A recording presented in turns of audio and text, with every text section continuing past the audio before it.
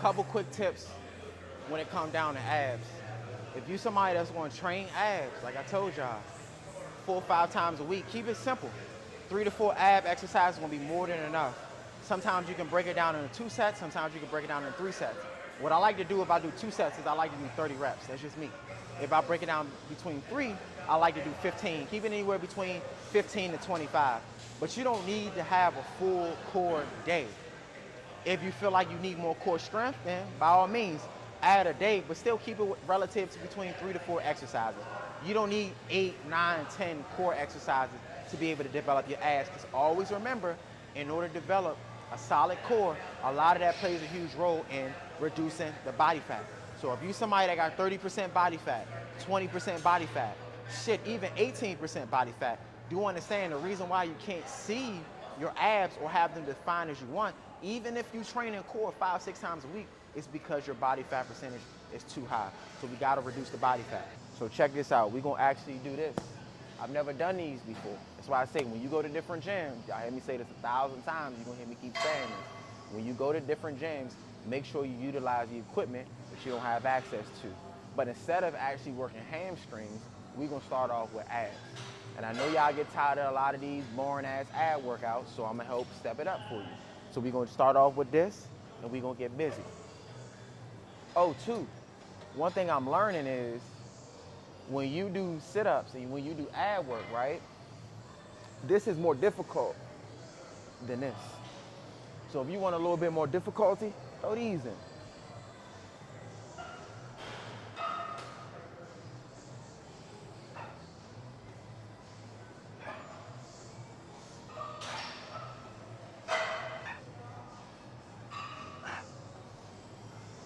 So I'm gonna tell you one thing. This shit lock your feet in like no other machine I've ever used. Because one thing when you're doing a regular sit-up machine, I don't know if you noticed, a lot of y'all don't really lock in with your feet. You kind of move up and your feet lose connection, which can kind of take away from some of the ab development that you're looking to get or the tension overall. But we're gonna do 3 sets of 15 to 20. If you want to ramp it up to 25, do what you're gonna do. We're gonna start off with 3 ab exercises, and then we're gonna get into our leg workout. Let's get it.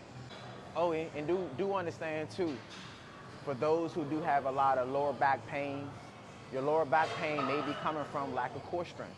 So do understand that if you somebody that's got a sedentary job or you sitting all day, because the lower back isn't activated, you're gonna lose a lot of strength just from sitting down. Same thing with the core. So for those who do have lower back pains, you notice that your hamstrings are pretty weak, a lot of that's from the excessive sitting, and you can combat some of that weakness that you're getting from the excessive sitting by actually strengthening the area from doing core exercise in the hamstrings. And then on top of that, for those, since we're going into the leg day, a lot of y'all actually need to put more focus on your hamstrings more so than your quads. It's so easy to train quads, and I see a lot of people focus on quadriceps a lot more, but just make sure that you're strengthening those hamstrings, because that's the reason why a lot of y'all actually pulling your hamstrings, because it's not strong enough to handle the range of motion that you're giving it from, rather it be sprinting or running. So strengthen those hamstrings first. Put hamstrings in the forefront of your training more so than quads, because a lot of people love doing leg extensions, leg press, and all of those exercises are primarily quad dominant. So make sure you are strengthening those hamstrings for sure. Let's get it. Oh, be mindful. Don't go too far back because you can't put unnecessary tension on your core. Make sure you really fall into the abs. Very important. When you coming back to your starting position, you should be falling right on the abs. Let's get it. So now we're gonna hit the second ab exercise. We're just gonna chop it up.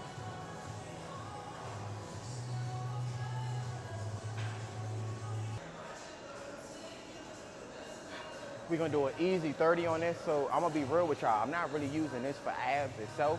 I'm more so using this to kind of loosen up those hips. So do understand a lot of the lower so-called lower ab exercises, you more so opening up hips more than anything. I'm gonna just keep it real with you. I barely feel any goddamn tension in the core just because of the explosiveness. So you can, if you want to feel a little bit more tension, you can do slow and do a hold. But in this scenario, like I said, I'm using this to still activate core and activate abs, but more so to loosen up those hips. Let's get it. So he complaining about the handle. I'm gonna be real with you, I don't give a fuck. I like that. So for me, the only reason why I say that is because I don't like getting acclimated to either or. Because I've noticed that thicker handles, from there you don't have to really worry about as much grip. Smaller handles, you generally do have to work on more grip. But at the end of the day, I also like an exercise like this because you get a chance to challenge your upper body at the same time.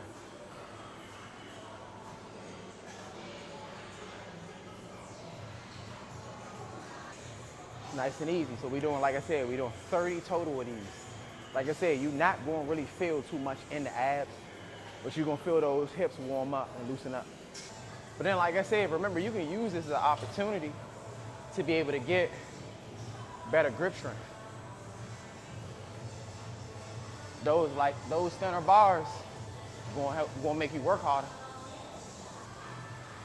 So one thing I do need you to do is when you raising a knee or even raising your legs together, breathe out. That's gonna help you contract the abs a lot more and identify abs. Once you reset into the starting position, guess what? That's when you're breathing back in again. So breathe out, breathe in. Breathe out, breathe in. It makes a tremendous difference in core activation and core engagement. Don't ever forget that. That's why I keep telling y'all, even when we're doing exercises in general, don't bring the opposite. Don't breathe the opposite, because if you breathe in the opposite, guess what's gonna happen? You're gonna fatigue the body a lot faster. If you breathe in an appropriate way, it's gonna be easier to kind of get more out of your exercising, because muscles do need oxygen at the end of the day. The more oxygen it has, guess what? The less fatiguing you're gonna get. So remember, get your breathing together, because this was next.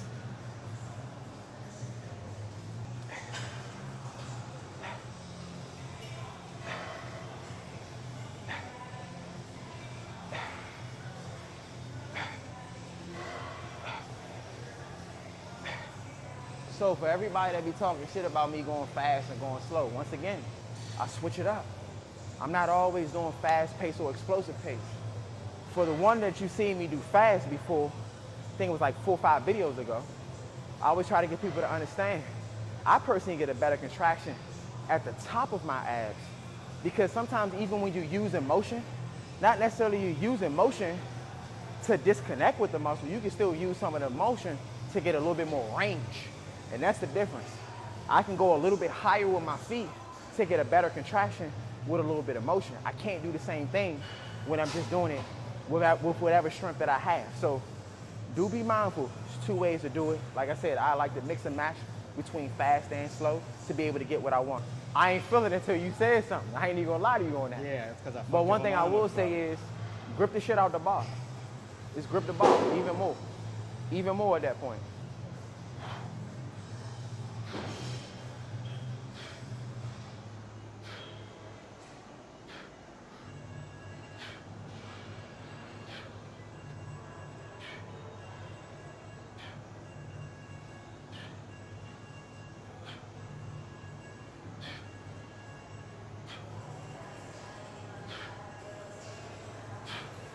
So I always say too, be mindful. If you somebody that doesn't have the upper body stability, there's nothing wrong with putting your back on here to be able to build more mind and muscle connection as you do leg raises. If you somebody that can't do leg raises, start off with knee raises. Nothing wrong with that. There's levels to what you're able to do. So if you somebody at the end of the day too that's trying to get the pull-ups, do understand this is gonna be more taxing to the upper body, which, because you have to worry about the upper body now, it's a little bit more difficult to engage core. So you just be mindful of those things. It's levels to everything.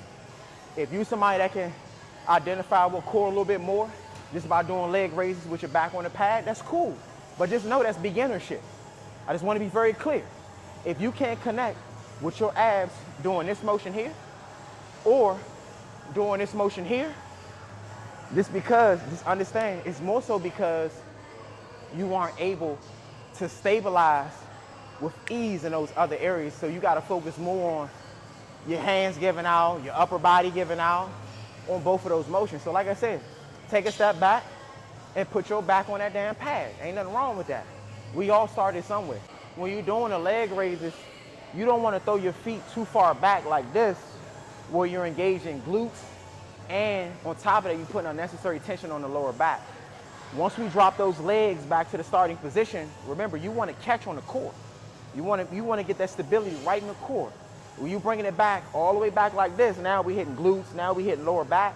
So try to catch and actually keep the resistance on your core when you're drawing back to the starting position. Very important. So when we go up, boom, control here, back up.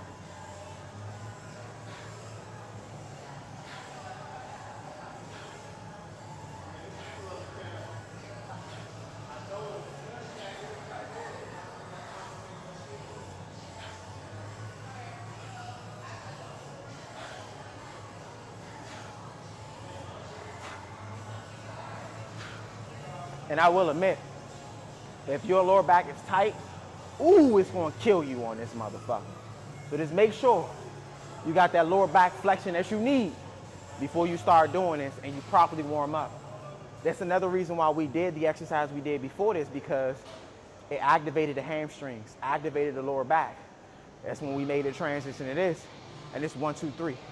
So this is gonna be the 4th ab exercise. Not everybody can do this, unfortunately. So just pay attention.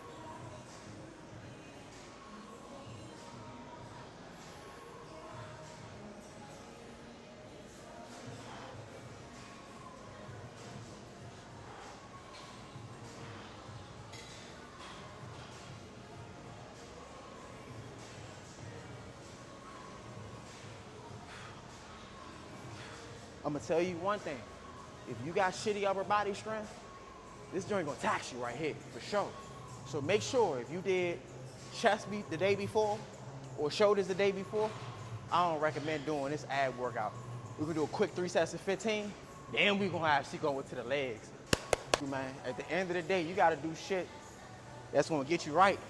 And trust me, this shit gonna get you right. Mainly, like I said, if you lacking a lot of upper body stability, if you somebody that wanna do, I might as well rest my hands first. Yeah, why don't you do that? If you trying to get pull-ups together, mainly if you want to get into weighted pull-ups, if you want to get into the weighted dips, these little things are going to help you take it to the next level.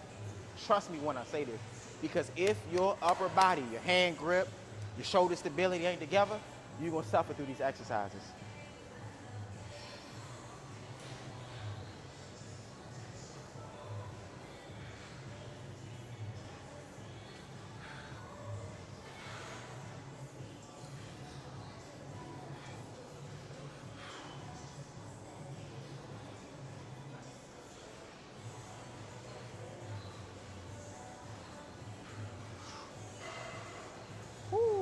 Shit work. He said he feel like it's way too taxing because of explosiveness.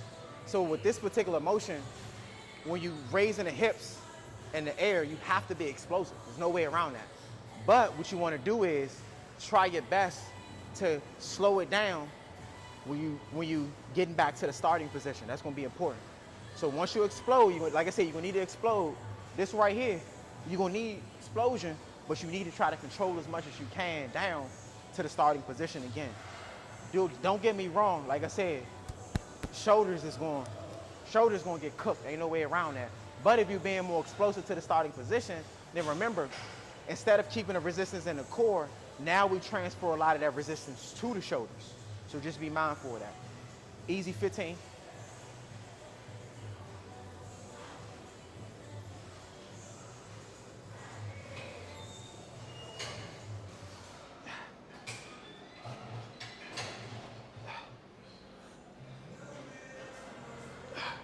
The top, you need to make sure you squeeze the glutes before you, not the glutes, but squeeze the core before you get back to that starting position, because this exercise is a little bit difficult because you can lose a lot of the resistance that you're trying to apply into the core from just the motion alone. And like I said, the more motion, mainly from top to bottom, that transfers to shoulders.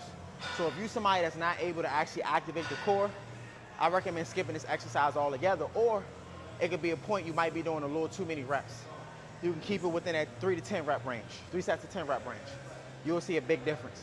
But I always say, with any exercise, just make sure if you can't keep the tension in the core, not the tension in the core, but the tension in the area that you're trying to develop, just do me a favor. Either lighten the weight, increase the weight, or it can be a point because the body's getting fatigued, knock down the number of sets or knock down the number of reps. Ain't nothing wrong with that. Mainly if you're noticing that you're not taxing the area that you're trying to tax.